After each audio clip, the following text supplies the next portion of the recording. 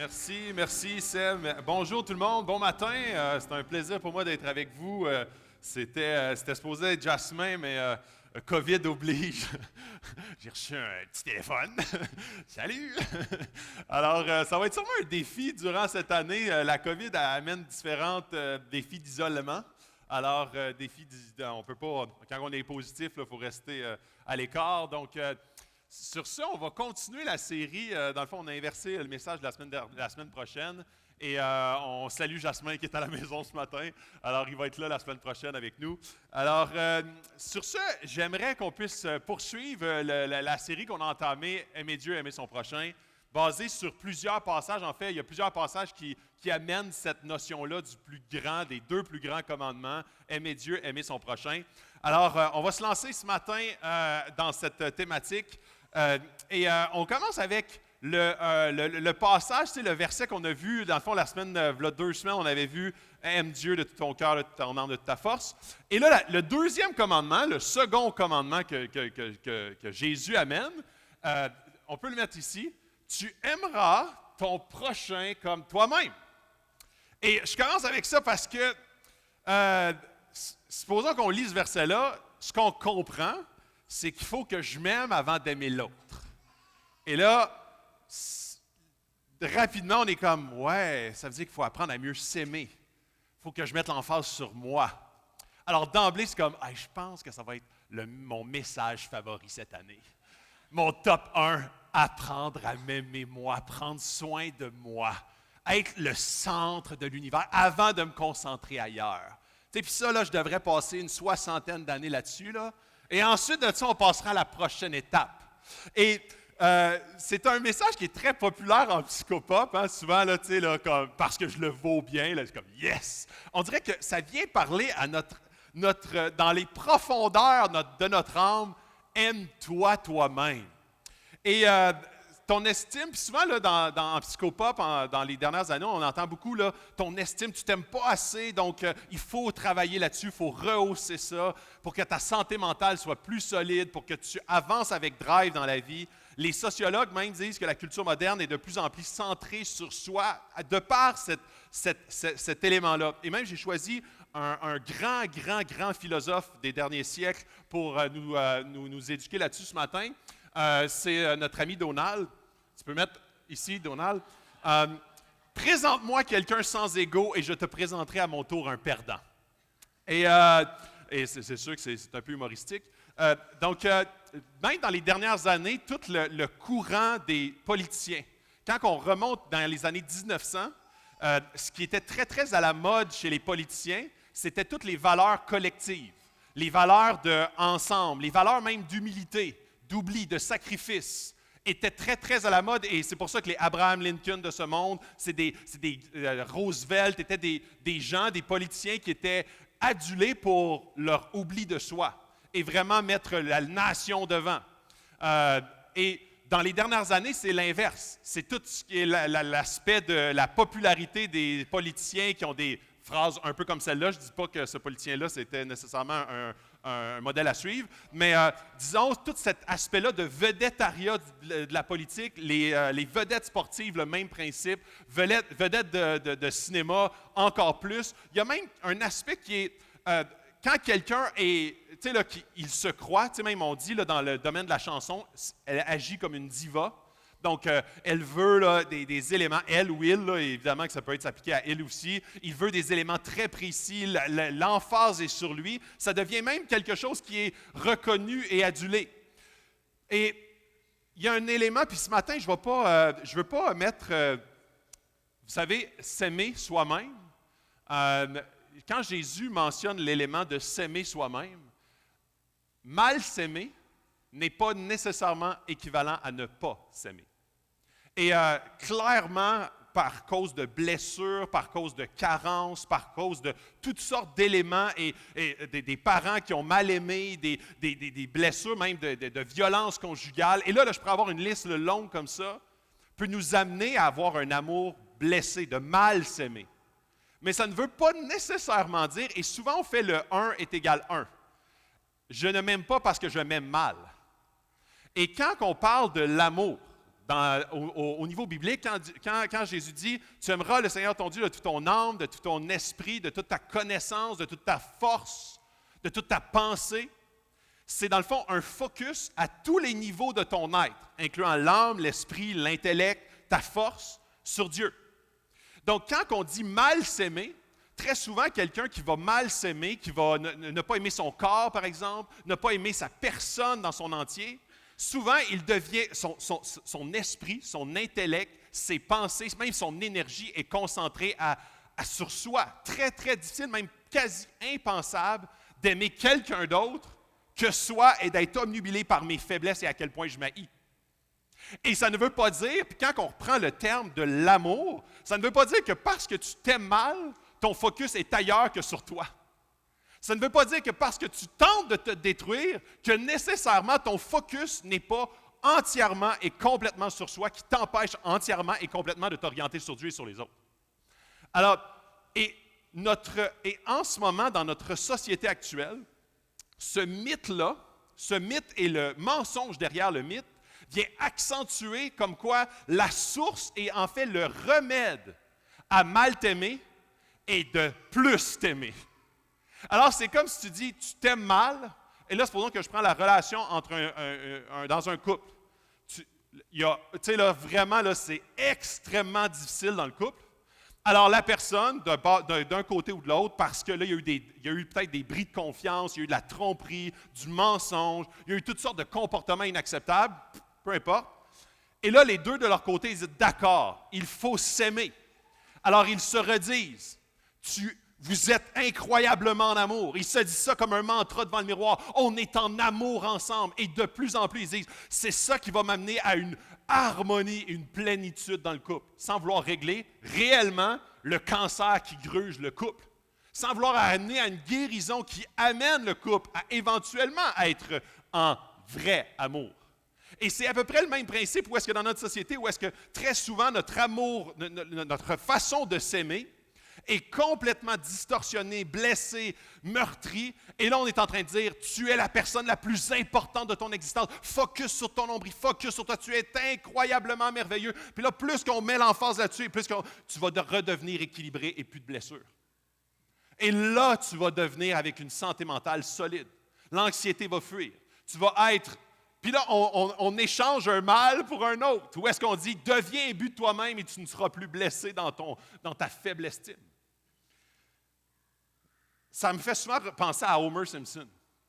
À quel point dans tout, c'est quasiment le gag des Simpsons, dans toutes les circonstances de sa vie, il est omnubilé là, par son être. Là. Il y a toujours une façon de revirer la situation à son avantage pour être la star, et il devient toujours l'échec monumental, mais il veut continuellement ramener tous les regards vers lui. Dans 2 Timothée 3, versets 2 et 5, « Les gens seront égoïstes, amis de l'argent, ils se vanteront, ils seront orgueilleux, ils insulteront Dieu, ils désobéiront à leurs parents, ils ne seront plus capables de dire merci, ils ne respecteront plus les choses de Dieu. Ils seront durs, sans pitié, ils diront du mal des autres, ils mèneront une vie de désordre, ils seront cruels, ennemis du bien. Ils trahiront les autres, ils seront violents. L'orgueil les rendra aveugles. Ils aimeront le plaisir au lieu d'aimer Dieu. Ils feront semblant d'être fidèles à Dieu, mais en réalité, ils rejetteront la puissance de la foi. Tourne le dos à ces gens-là. » C'est intéressant parce que ce passage-là décrit tellement bien que tu sois imbu de toi-même et dans l'ego total, dans un narcissisme le plus complet, ou quand tu vas juste échanger ça par d'autres éléments, la base de ça, c'est l'orgueil nous rend aveugles. On aime le plaisir au lieu d'aimer Dieu. Ça nous recentre sur notre propre personne. Lutter avec l'égocentrisme n'est pas un nouveau problème à notre culture. L'égocentrisme fait partie de l'humain depuis que l'humain est humain. Et on fait juste lutter selon les trends de société de façon différente d'une décennie à l'autre. On le réinterprète, on le recadre d'une façon différente en essayant de rendre les éléments qui étaient inacceptables il y a 50 ans complètement trend aujourd'hui. Je questionne mon cœur et je me rends compte des motifs et de mes actions très souvent avec le pourquoi j'accomplis les choses. Toutes les générations, selon leurs particularités, ont lutté avec l'ego. L'humain est humain selon des trends et des courants de culture qui varient. Notre culture a accepté certains principes de narcissisme comme un comportement normatif et même adulé, encouragé. Ce qui est normal aujourd'hui était une génération en arrière quelque chose de répréhensible, aberrant même. C'est un challenge culturel constant. La Bible est souvent contre-culturelle par rapport à l'égocentrisme. Parce que le but de l'être humain, très souvent, c'est de bien déguiser les dentelles extérieures pour nous amener à remettre le focus d'une manière culturellement acceptable sur moi. Le narcissisme provient de... C'est une légende, en fait. C'était en fait, les deux. Les Romains et les Grecs ont chacun leur légende de Narcisse. Et Narcisse, c'était un gars super gâté par la nature. Il était beau de visage, beau de corps, il était parfait à tout niveau. Et Narcisse, son problème, c'est qu'il n'y avait jamais personne assez bon pour lui. Jamais personne assez bon. Il y avait plein de prétendantes qui venaient vers lui. Et Narcisse se sentait tellement à la hauteur qu'il n'y avait jamais personne qui arrivait à la cheville. Et un jour, dans une belle marche en forêt, il a découvert la perle rare quand il a regardé son visage dans l'eau. Et là, il est tombé en amour d'une façon instantanée avec cet être tellement bien conçu. Un être parfait, avec un visage que je n'ai jamais vu une telle perfection sur la planète. Et plus qu'il regardait, et plus qu'il devenait obnubilé par ce visage qui était tellement tout ce dont j'ai toujours rêvé, pour éventuellement tomber à l'eau. Et Narcisse, son seul défaut, il ne savait nager. Et Narcisse s'est noyé. Et c'est intéressant parce que le narcissisme, c'est de l'égocentrisme extrême. S'aimer soi-même, et ça, c'est une citation de Diane Mastro-Marino que vous allez avoir derrière moi. Et c'est un livre qu'elle a écrit sur l'art de s'aimer soi-même. S'aimer soi-même et de savoir combien tu es formidable et ne pas laisser personne en aucun temps, à aucun endroit ou n'importe quoi venir entraver cette vérité. Et à la base, cette phrase-là n'est pas...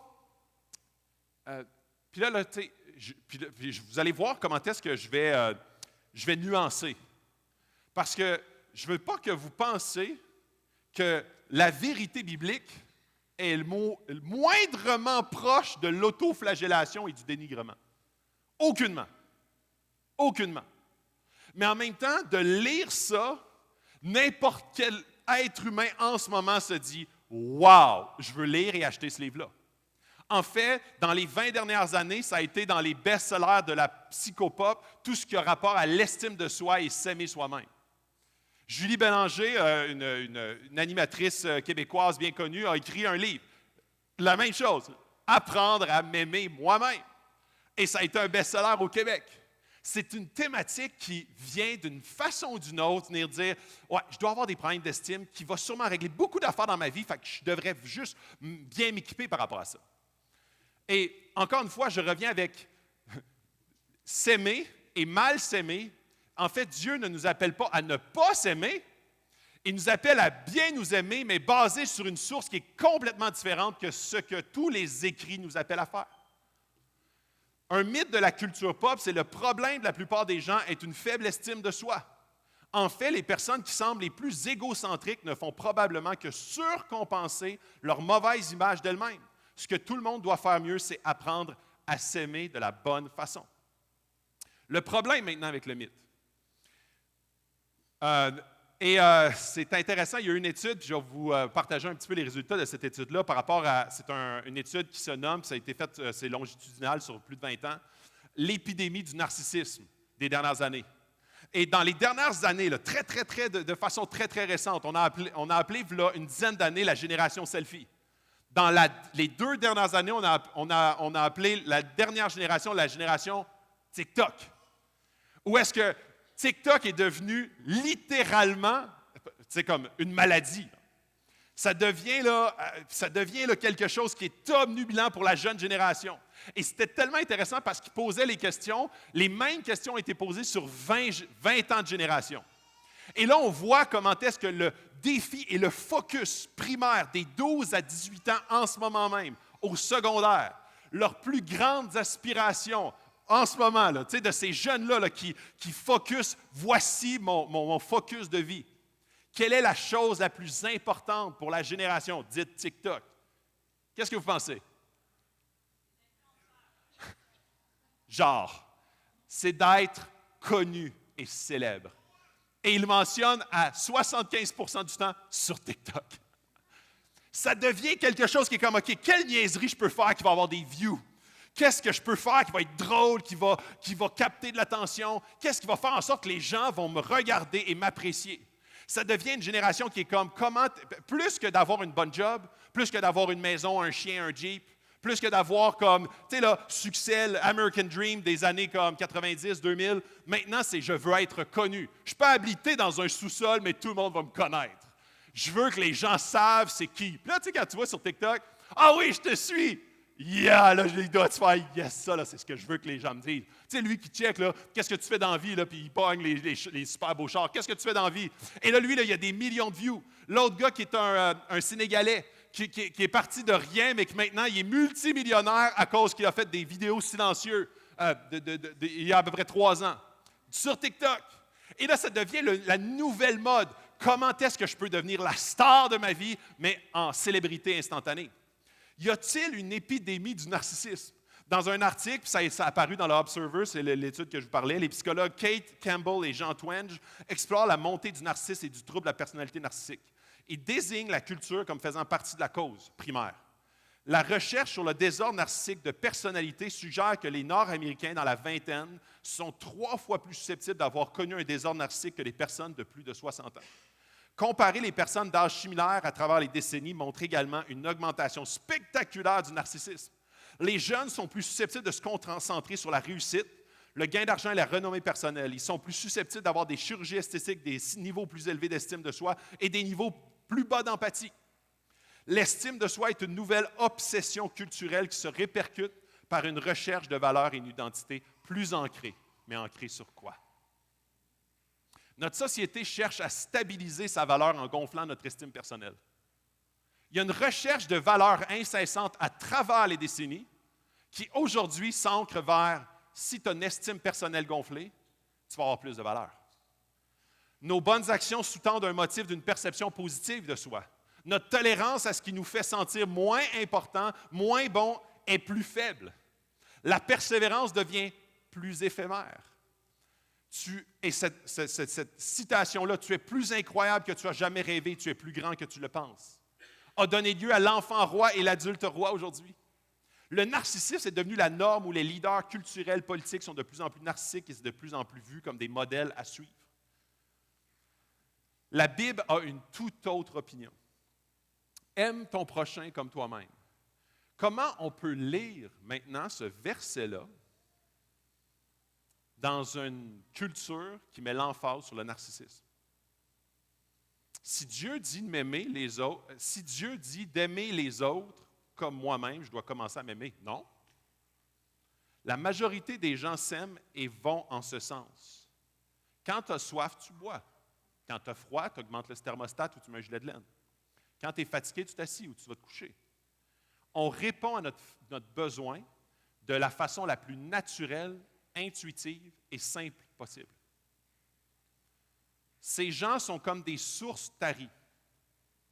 Ça, c'est un verset, je vais vous le montrer. Est-ce que je l'ai pas loin? Dans 1 Jean 3, 17, versets 19 et 20. Ces gens sont comme des sources taries et comme des nuages poussés par la tempête. Ils leur promettent la liberté alors qu'ils sont eux-mêmes esclaves d'habitudes destructrices, car chacun est esclave de ce qui le domine. En effet, il y a ceux qui ont échappé aux mauvaises influences du monde grâce à la connaissance de notre Seigneur. Mais s'ils se laissent ensuite reprendre et vaincre par elles, ils se trouvent finalement dans une situation pire qu'auparavant. Ce que ça nous laisse entendre dans ce passage-là, c'est à quel point, puis là je reviens au début, c'est comme ça nous promet la liberté. Et d'une certaine façon, on est comme, non, mais Dieu me donne de la dignité, Dieu m'aime, Dieu veut que je m'aime. Alors, on commence avec une vérité et on la laisse se distorsionner vers Alors, apprends à focusser ton attention. Aime toi-même comme de tout ton âme, de toute ta force, de toute ta pensée, de toute ton énergie. Là, on arrête là, on est comme, yes, c'est ça que Dieu veut. Il veut tellement que je m'aime pour aimer les autres, puis Dieu, puis tout. Là, mais moi, puis là, ça nous obnubile, puis on est comme, oui, c'est justement ce qu'il veut. Parce qu'il m'a créé à son image, c'est une créature merveilleuse, vérité. Distorsion vers moi et sur mon focus. J'ai soif, je bois. Et n'importe quel être humain à travers l'histoire de l'humanité, quand on lui dit « mets le focus sur toi », n'a pas besoin de se faire flageller 2 fois. Ça ne veut pas dire qu'on met le focus de la bonne façon sur soi. Ça ne veut pas dire qu'on s'aime bien soi. Ça veut juste dire qu'enfin, je suis libéré de mettre enfin mon focus sur la personne qui me tente le plus de mettre le focus. Et là, c'est intéressant, ils leur promettent la liberté alors qu'ils sont eux-mêmes esclaves d'habitudes destructrices. Car chacun est esclave de ce qu'il domine. Qu'est-ce qui me domine? Il y a ceux qui ont échappé aux mauvaises influences du monde grâce à la connaissance de Jésus. Mais s'ils se laissent ensuite reprendre et vaincre par elles, ils se trouvent finalement dans une situation pire qu'avant. Des fois, on a l'impression que parce qu'on connaît Jésus, on est libéré de bien ou mal s'aimer. On pense qu'on a vraiment... puis des fois, ça nous empêche de bien comprendre à quel point on est brisé. Quand on a rencontré Jésus, on a l'impression, c'est comme si... Puis là, il va falloir que je l'explique un peu plus loin, là. Mais le salut, il y a un salut où est-ce que ton identité est renouvelée. Tu reçois une nouvelle identité, mais par la suite, la sanctification et l'intimité avec Dieu te transforment de pas en pas jusqu'à la fin de tes jours. Et ça, les deux vont de pair. Très souvent, on est comme, mon identité est renouvelée, puis c'est fait. Et par la suite, on retourne exactement dans les mêmes mensonges, avec un peu de Jésus là-dedans. Et c'est encore pire qu'avant. Pourquoi? Parce que tu as l'impression, tu es comme, non, mais c'est fait, là. J'ai rentré, je me suis fait baptiser comme dans le 30 octobre. C'est fait, là, c'est fini. Après ça, tu dis, là, j'avance dans la vie, mais ça va bien mal. Ça va mal partout, puis je m'haïs autant qu'avant, puis j'ai le goût de me faire mal autant qu'avant, puis j'ai mal en dedans autant qu'avant. C'est quoi? Jésus ne marche pas? Ben, bye, tout ça. Puis j'haïs ça à cette heure. Puis à cette heure, j'ai une rancune profonde, puis une blessure par rapport aux églises. J'avais tellement d'attentes que ça allait. Mais la sanctification se fait de jour en jour en intimité avec le Christ. Et c'est là où est-ce que quand on dit c'est pire qu'avant, c'est parce qu'on a cru à un mensonge que c'est comme, c'est une petite pilule magique. Tu as choisi la bleue ou la rouge? Et là, tu rentres dans le tunnel, puis Kalinours! Et on rate complètement la vérité biblique. Et ce mélange-là, puis l'ennemi est tellement bon pour mélanger un peu de vérité, exactement comme Jésus dans le désert. Hein? Il n'est pas dit, si tu es le Fils de Dieu, tu devrais. Si tu es vraiment converti, ça ne devrait pas t'arriver. Tu es un loser. Tu n'as pas assez de foi. Dieu ne voudrait pas vraiment de toi sûrement. Ou ça n'a pas marché dans ton cas. Parce que tu n'étais pas assez. Tu n'étais pas rendu. La liberté, la vraie, nous semble à portée de main avec une recherche de valeur, d'estime de soi, de confiance. On désire échanger l'autopitié pour une confiance et une drive, ce qui nous semble la santé psychologique au final. Mais elle n'est pas basée et ancrée dans une vérité plus profonde que seulement juste moi. Et une recherche de mantra que je me répète. Et un mantra, c'est New Age. Un mantra, c'est une phrase que je me remets dans la tête seulement pour éventuellement qu'elle devienne plus vraie. Tu es extraordinaire, tu es extraordinaire, tu es extraordinaire. Puis une année, je suis comme, ah, je le crois, je suis tellement extraordinaire. C'est satanique, savez-vous? De se dire quelque chose jusqu'à temps qu'il devienne vrai. Et ça devient une nouvelle religion. La religion à Philippe, à force de mantra. Et là, j'arrive à la solution. Okay? Ça va être la plus grosse partie, évidemment. 1 Jean 3:1. Voyez quel amour le Père nous a témoigné pour que nous soyons appelés enfants de Dieu. Et nous le sommes. J'ai dit ce même verset-là il y a 2 semaines. Pas pour rien. Si le monde ne vous connaît pas, c'est qu'il ne l'a pas connu lui. Bien-aimés, nous sommes maintenant enfants de Dieu et ce que nous serons un jour n'a pas encore été révélé. Mais nous savons que lorsque Christ apparaîtra, nous serons semblables à lui parce que nous le verrons tel qu'il est. Une santé spirituelle qui apporte une santé psychologique complète commence par une rencontre avec Dieu. Quand je le vois, il se passe de quoi? Et là, on a souvent l'impression, ce passage donne l'impression là, comme si ça va se passer dans le futur, dans un avenir conditionnel. Mais en fait, c'est un futur présent. OK, désolé de la complexité de la chose, là. Mais on est enfant de Dieu et nous le sommes. Mais nous progressons vers quelque chose qui va arriver. Quand il apparaîtra, nous serons semblables à lui. Donc, c'est comme si quand il apparaîtra, foum, là, c'est vrai. Là, c'est vrai, comme tantôt, Kalinours, ça, c'est vrai. Totalement. Parce que là, tu le vois tel qu'il est. Et là, il y a une transformation. Tout genou fléchira. Hein?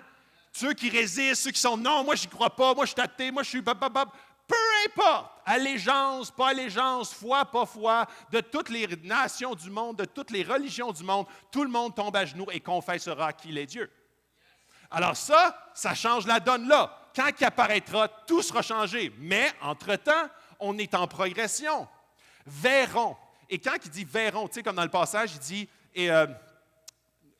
parce que nous le verrons tel qu'il est. Verrons réfère à une rencontre intime. Comme le mariage sera consumé et complet. Notre relation d'intimité actuelle avec Christ nous apporte d'être plus complet comme humains parce que nous voyons quel amour il a pour nous et comment notre identité en lui est ancrée et solide à cause de lui. Donc, ça nous amène à un autre problème. C'est quoi la différence entre l'estime personnelle versus l'acceptation de soi? C'est quoi de bien s'aimer d'un point de vue biblique? D'un point de vue, OK, bien c'est bien, là, mais moi, je m'haïs bien raide. Fait, qu'est-ce que tu as pour moi? Qu'est-ce que Jésus a pour moi là-dedans? Lorsqu'on essaie de compenser une mauvaise estime par une grande estime, on se retrouve à se conditionner dans une lignée de pensée de manière arbitraire qui nous amène à croire et endosser cette réalité conditionnée. Un mantra. Par contre, l'acceptation basée sur un Père aimant qui a envoyé son propre Fils mourir pour nous, qui transforme notre identité brisée en une identité renouvelée basée sur son amour inconditionnel, nous amène dans le chemin de l'humilité dans cette grâce qui nous a été faite. Grande différence. Donc, se débarrasser du lourd fardeau de l'estime de soi, parce que c'est un lourd fardeau, parce qu'on a l'impression que la vraie pilule bleue, c'est de me dire le plus souvent possible que je suis extraordinaire pour qu'éventuellement mon estime personnelle redevienne, pour qu'éventuellement je commence à vivre et m'aimer moi-même. Et on pense que ça va se répercuter à ça va être bien m'aimer. Quand mon estime va être réparée. Il y a quelques semaines, j'ai appris quelque chose d'important sur moi-même. J'atteins bientôt j'ai 38 ans. J'atteins bientôt 39. Je ne comprends pas pourquoi je n'ai pas réalisé ça avant, mais vous savez, quand vous vivez une période de maladie, moi, c'était la diarrhée. Bon appétit. C'était la diarrhée, mais une diarrhée, là. Ouf! Et tu sais, comme là, ce matin, ça va bien, OK? Ça va très bien. Les intestins vont bien, OK? Puis là, ce matin, là, je me lève et je ne réfléchis pas trop à mon intestin. Parce qu'elle va bien. Tu sais, je ne me focus pas trop dessus. Puis je dis, ça va-tu être liquide? Ça va-tu sortir? Quelle texture? Tu sais? Smoothie ou... OK, j'arrête. OK, j'arrête. Mais quand tu es malade, on dirait que toi, tu dis, qu'est-ce qui se passe là-dedans? Puis là, ton cerveau commence à tourner. Là. Puis là, tu commences à lire sur Google, évidemment. Là. Puis là, tu dis cancer du côlon, des affaires là, qui font, tu sais, là, des affaires pas pires. Là, tu sais. Puis là, ce que j'ai mangé, intoxication, salmonelle, listerie. OK? Fait que, puis là, tu commences à dire, boy, qu'est-ce qui se passe là-dedans? Et là, tu t'obnubiles dessus. Là, tu sais, comme quelqu'un, je ne sais pas si ça avait déjà eu de pierre au rein ou une appendicite ou cancer, etc. En y repensant, c'est très frappant de constater à quel point je pense peu à mon corps jusqu'à ce qu'il cesse de fonctionner comme il faut. Ce n'est que lorsque la maladie exige mon attention, que je fais attention à mon corps. Bien sûr, j'essaie de bien manger, de faire de l'exercice, etc. Mais mon corps m'inquiète peu lorsqu'il fonctionne super bien Et bien que je ne doive jamais tenir mon corps pour acquis, le fait de ne pas s'inquiéter est un signe de santé. C'est la même chose par rapport à l'estime personnelle. Même chose. C'est la même chose avec notre image de soi. Les parties de notre corps n'attirent l'attention sur elles que si quelque chose ne va pas avec elles. Et quand je dis les parties de ton corps, ça ne veut pas dire que si tu n'aimes pas une partie de ton corps, il y a un problème avec cette partie-là. C'est qu'il y a une vision distorsionnée, une blessure, un élément qui vient amener ce focus-là, disproportionné. C'est vrai de notre corps physique, mais c'est aussi vrai de notre image de soi. L'ego fait souvent mal. C'est parce qu'il y a quelque chose d'incroyablement faux. Cela nous fait toujours réfléchir à notre apparence et à la façon dont nous sommes traités. Les gens disent parfois que leurs sentiments sont blessés, mais nos sentiments ne peuvent pas être blessés, c'est l'ego qui fait mal. Mon sens de moi-même, mon identité blessée, fragilisée, m'apporte une image de moi fragile et dévalorisée. On tente de régler le problème en stabilisant ton identité sur une estime personnelle solide. Mais c'est un mauvais remède. Tu remplaces une carence, un défi, une blessure, par une autre carence, une autre blessure, mais celle-là un peu plus acceptable socialement. C'est comme de parler d'un corps en santé avec une vésicule biliaire en santé. Nourris ta vésicule, dors-le-la, chante-lui des chansons. Le problème n'est pas de prendre soin de ta vésicule, mais c'est un focus sur un aspect de ta personne et non l'entièreté de toi. Tu es en train de dire, focus sur ton estime, puis tu vas voir, ta vie va fleurir. Mais pourtant, le problème est dans l'entièreté de ton existence. C'est ton identité, ta valeur profonde.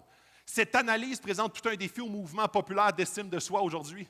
Plutôt que de remédier à une faible estime de soi par une image de soi positive, on soutient que l'estime de soi élevée et faible sont les deux faces d'une même médaille. Les deux sont symptomatiques d'un moi blessé. Les deux sont préoccupés par le soi d'une manière spirituellement malade. Les deux tentent de fonder son identité sur une base de sable qui s'effondre facilement. Les deux supplantent Dieu en tant que centre de ma vie, privant ainsi les chrétiens d'un but significatif et d'une joie vivifiante. La liberté maintenant de l'oubli de soi et la joie qui s'y rattache. Le but de la vie chrétienne n'est pas une haute estime de soi, une grande image de soi. Pas finalement, en tout cas. Au lieu de cela, le but de la vie chrétienne est l'oubli de soi qui jaillit d'une âme saine, branchée en Dieu et dans une rencontre quotidienne avec lui. De la même manière que j'ai oublié mon intestin alors qu'il était en bonne santé, nous pouvons vivre la même libération lorsque nous sommes en santé, en entier dans notre corps, spirituellement et psychologiquement. Moins on est blessé, moins nous devons être centrés sur soi pour se guérir. Et surtout pas par un mensonge qui amène juste une autre carence. Ça signifie que la santé spirituelle se trouve dans puis là, comprenez-le bien, dans l'oubli de soi. Je reviens. La santé spirituelle ne se retrouve pas dans l'autoflagellation.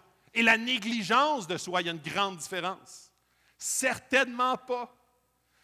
En tant qu'être créé à l'image de Dieu, en tant que maison du Saint-Esprit, 1 Corinthiens 6,19 le dit, en tant qu'enfant du roi, on doit accorder les soins, la dignité, le respect qui conviennent à sa création, mais pas en tant que fin en soi, pas comme si ça devient le but de Dieu.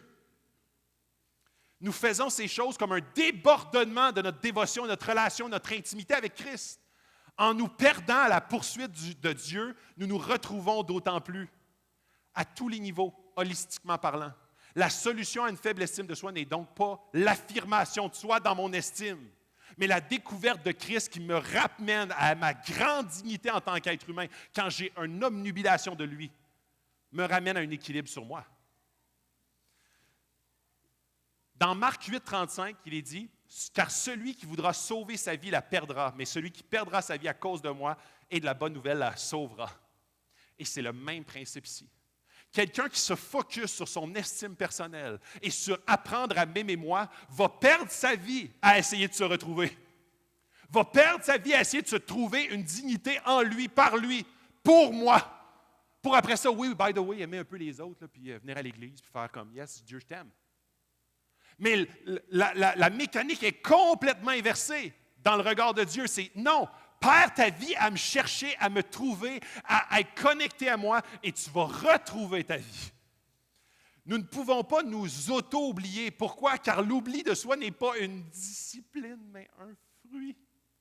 Et ça, c'est tellement plate parce que nous autres, on aime tellement ça, contrôler les affaires. Dis-moi la méthode pour que c'est une discipline. OK, un autre mantra. Oublie-toi, oublie-toi, oublie-toi. Commence à t'oublier et tu auras de la joie. Et là, on rentre dans une autre discipline qu'on veut contrôler, mais en fait, ce n'est pas une discipline, c'est un fruit de l'esprit. Un fruit de l'esprit qui te révèle qui tu es au Dieu de Dieu. Plus on est subjugué par la présence de Dieu, plus notre focus de notre faible estime et de notre ego démesuré se replace selon l'ordre établi par Dieu, pour nous propulser vers lui et vers les autres. Une rencontre avec Dieu produit une révélation de la personne de Dieu. Très souvent, une rencontre intime avec Dieu vient faire trois choses. Vient complètement ébranler notre vision de Dieu, notre vision de moi-même et notre vision de la vie. Quand je rencontre Dieu, sa sainteté, sa gloire, sa grandeur, son amour, sa grâce me frappe. Ensuite de ça, j'ai une révélation sur ma personne, mon état réel de pécheur, mon manque de sainteté vis-à-vis de lui, ma dignité entière et totale parce qu'il a tout donné pour moi. Il m'a créé à son image.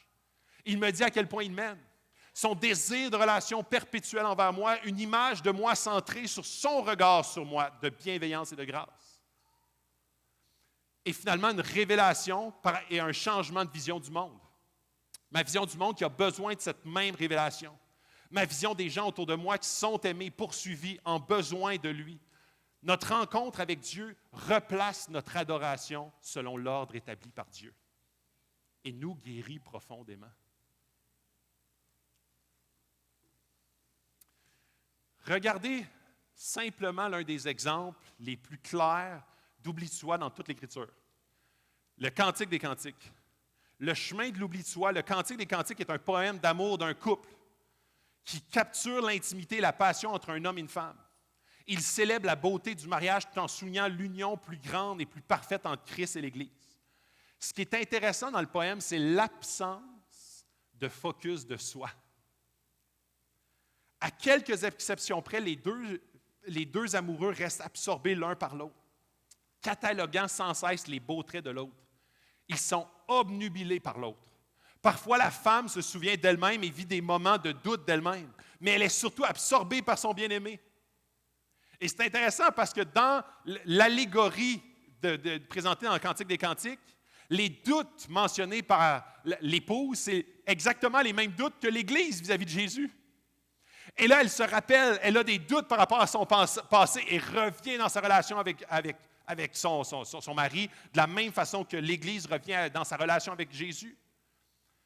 Elle est tellement éprise de lui et lui d'elle qu'il se complaise dans un oubli de soi bienheureux et joyeux. Le Cantique des Cantiques nous rappelle que l'oubli de soi est un fruit de l'amour. Lorsque vous tombez amoureux d'une autre personne, votre attention est ravie. Ce n'est pas un sacrifice, une autoflagellation pour s'oublier. C'est que tu focuses ton regard sur l'autre avec grande joie. Absorbé par votre bien-aimé, vos soucis ne sont plus captifs de vous-même. De même, la réponse à une faible estime de soi n'est pas de se concentrer davantage sur soi, mais de tomber éperdument amoureux de Christ. C'est une rencontre qui change tout. Est-ce que ça vous arrive de penser que Dieu est découragé de vous? Ce sera difficile peut-être pour certains d'entre vous, mais j'aimerais ça faire un petit exercice avec vous ce matin. J'aimerais ça que vous puissiez fermer vos yeux, tout le monde. On ferme tous nos yeux. Et Jésus est juste là devant toi. Et il te regarde. Fermez les yeux, imaginez que tu regardes le visage de Jésus. Ses yeux sont rivés dans les tiens. Il sait exactement qui tu es. Il sait exactement tes faiblesses, tes blessures, ce que tu as vécu dans les dernières années, ce que tu n'as pas vécu dans les dernières années. Il sait ce que tu as fait hier soir. Il sait ce que tu as fait la semaine passée. Il sait pourquoi tu es ici ce matin. Il sait peut-être pourquoi tu n'es pas ici ce matin. Il connaît ton histoire par cœur. Et il te regarde dans les yeux. Qu'est-ce que tu vois dans les yeux qui te regardent? Garde tes yeux fermés. Est-ce que tu vois de la honte? Dieu a-t-il honte de toi? Est-ce que tu vois de la déception? Une espèce de regard de frustration. Une espèce de pensée dans ses yeux, un regard un peu de mépris qui se dit « Hey, j'y ai tellement donné de chance à lui ou à elle. » Puis encore une fois, il m'a déçu. Voyez-vous de l'irritation, de la colère? Y a-t-il un autre mot qui capture ce que vous voyez dans les yeux qui sont devant toi?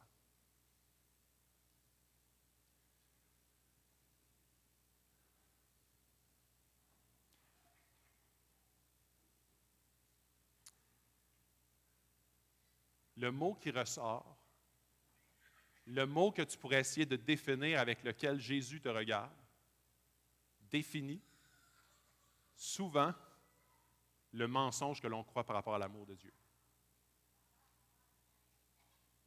On définit notre relation avec Dieu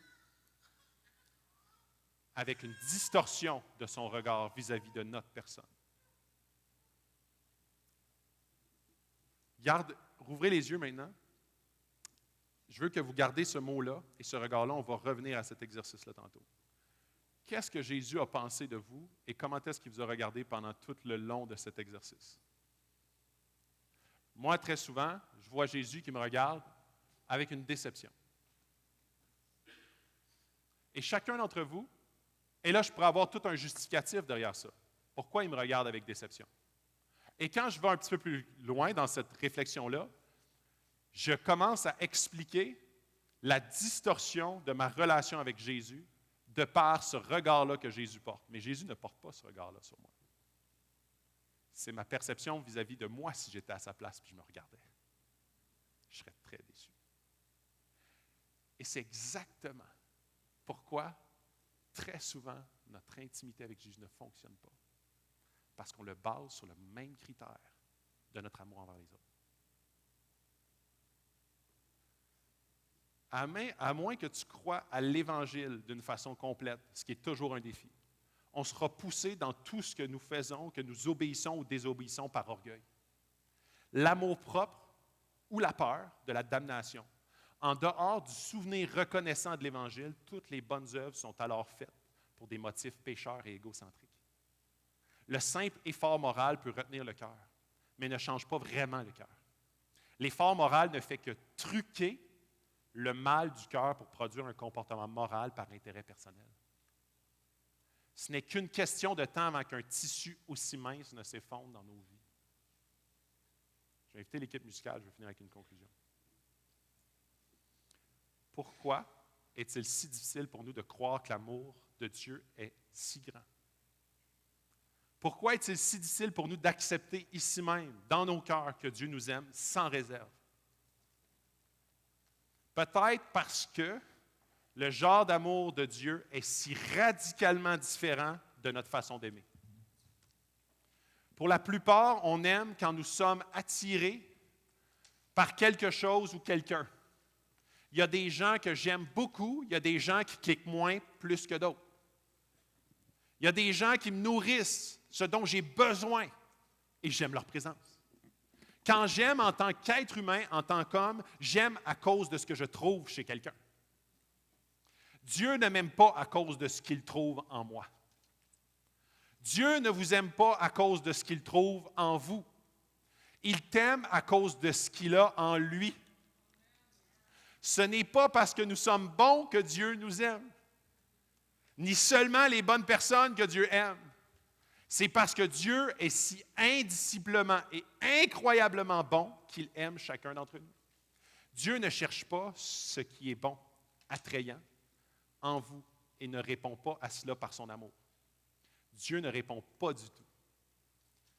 Dieu est la source de l'amour. Ce n'est pas une réponse à.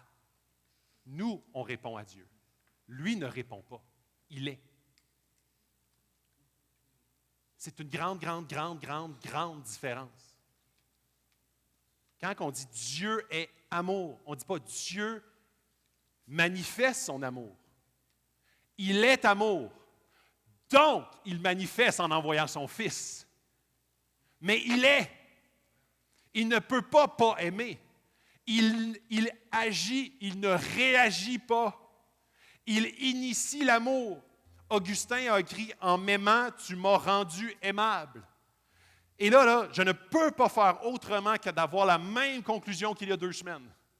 La même, parce qu'il n'y en a pas d'autre solution. Tu ne peux aimer les autres, tu ne peux aimer Dieu, et tu ne peux t'aimer toi-même si tu n'es pas premièrement et d'une façon inexprimable et incontrôlable aimé de Dieu. Et si cette révélation n'est pas fraîche quotidiennement. Jésus présente Dieu encore et encore comme un Dieu d'une bonté incompréhensible et d'une miséricorde infinie et illimitée. Le christianisme se produit lorsque les hommes et les femmes font l'expérience de la confiance téméraire et déchaînée qui vient de la connaissance et de l'expérience du Dieu et de Jésus. Le christianisme n'est pas de connaître à propos de ce Dieu. Le christianisme, c'est le connaître, faire la vie avec lui, marcher avec lui. Avec ce Dieu, il n'y a pas besoin de se méfier, pas besoin d'être scrupuleux, pas besoin d'avoir peur. Avec ce Dieu, il n'est pas nécessaire de transporter une cargaison de culpabilité, de honte, pour que ça équilibre un peu, pour qu'ils disent « Ah, OK, c'est correct. C'est correct, ce shot-là, c'est correct. » Croyez-vous vraiment qu'avec tous les mauvais virages qu'on a faits dans le passé, les erreurs, les détours, les moments de péché, l'égoïsme, la malhonnêteté, l'amour dégradé, la cupidité, le manque de pardon, l'orgueil, croyez-vous que malgré tout ça, Dieu vous aime? Yes. Yes. On n'est pas des Billy Graham, on n'est pas des Mère Teresa. Est-ce que Dieu vous aime? Mais que Dieu vous aime au-delà même de la dignité, de l'indignité, au-delà de la fidélité et de l'infidélité, qu'il vous aime sans précaution, sans regret, sans limite, point de rupture, peu importe ce qui s'est passé dans ton passé et qui va se passer dans ton avenir. Dieu t'aime, Dieu ne peut pas, Dieu ne cessera jamais de t'aimer.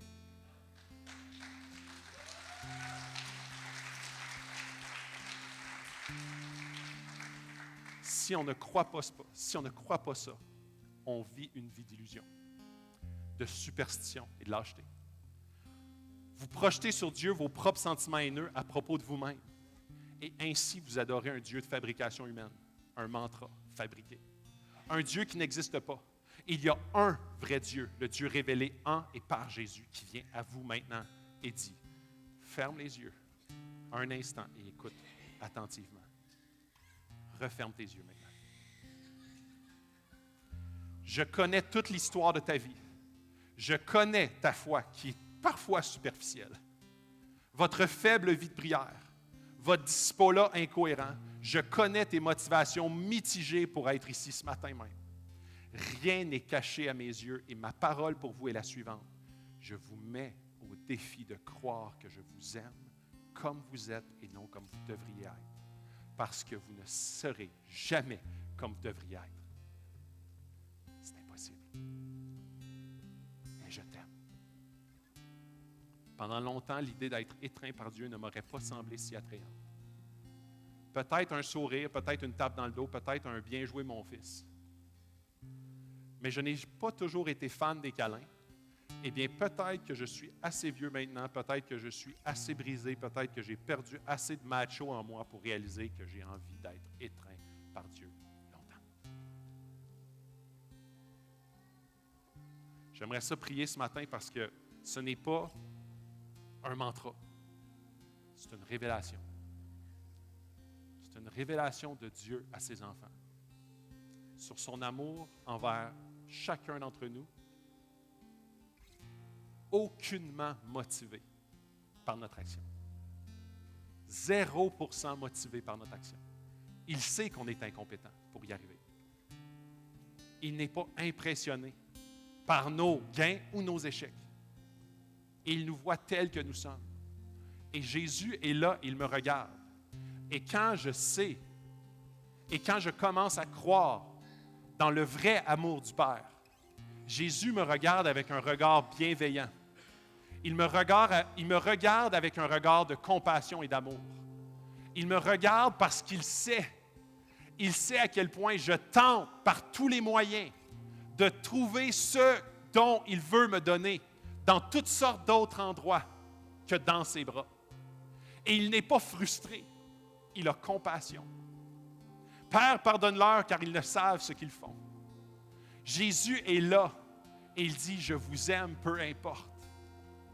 Du mieux que vous pouvez, déconnectez-vous de tout autour de vous, centrez votre esprit sur Dieu, prenez conscience de sa présence pendant le moment de prière. Ouvrez votre cœur à son amour. Laissez-le simplement vous aimer dans votre rupture, dans votre brisement. Si quelque chose en vous résiste à son amour, donnez-le lui. Votre manque de foi, votre peur, votre honte, votre haine de soi, peu importe, donnez-le à Jésus. Confessez-le. Maintenant, écoutez ces paroles comme si vous les entendiez pour la toute première fois. Rien, absolument rien ne peut s'interposer entre vous et l'amour de Dieu pour vous. J'en suis absolument convaincu, rien de vivant ou de mort, angélique ou démoniaque, aujourd'hui ou demain, haut ou bas, pensable ou impensable, absolument rien ne peut s'interposer entre nous et l'amour de Dieu rendu visible en Jésus-Christ, notre Seigneur. Je répète ça comme une prière. Je répète ça comme une prière et une déclaration. Je vous invite à fermer les yeux.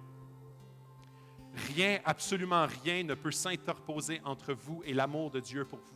J'en suis absolument convaincu et Dieu, on te demande que ton esprit puisse se révéler à nos cœurs ce matin même. Rien de vivant ou de mort, angélique ou démoniaque, aujourd'hui ou demain, haut ou bas, pensable ou impensable, absolument rien ne peut s'interposer entre vous et l'amour que Dieu a rendu visible en Jésus-Christ, notre Seigneur.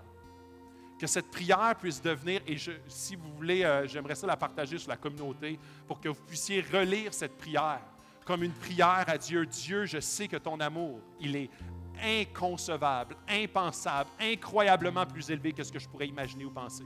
Et le passage qui vient là-dedans, je ne sais pas si tu peux le mettre, le dernier verset, c'est le passage le même que j'avais terminé la semaine dernière dans 2 semaines sur Éphésiens, qui dit que le Christ habite dans votre cœur par la foi, enraciné, solidement fondé dans l'amour. Vous serez ainsi à même de comprendre avec tous ceux qui appartiennent à Dieu combien l'amour du Christ est large, long, élevé et profond. Oui, vous serez à même de connaître cet amour qui surpasse tout ce qu'on peut en connaître et vous serez ainsi remplis de toute la plénitude de Dieu. Ce qu'on veut en tant que chrétien, ce n'est pas vivre comme un chrétien. C'est d'être rempli de la plénitude de Dieu pour que par la suite, notre christianisme puisse se mettre en action. Comment est-ce que l'Esprit veut l'animer? Comment est-ce que l'Esprit veut le diriger? C'est son affaire.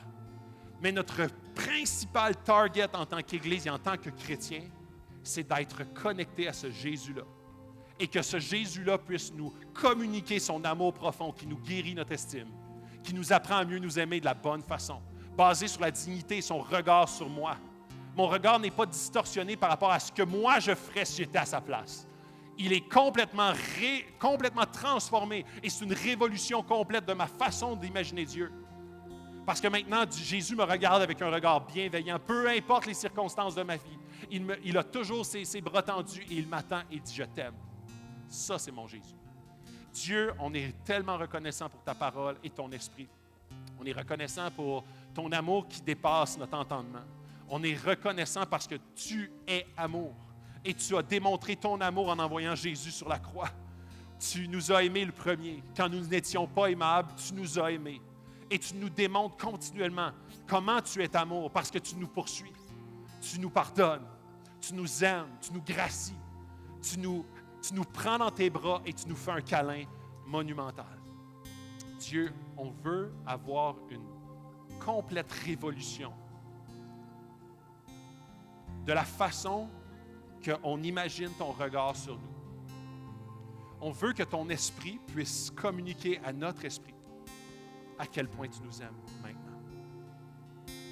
On te demande, Seigneur, que cette Église puisse être restaurée, ravivée, mise en feu pour toi par cet amour qui est communiqué à chacun d'entre nous par ton esprit.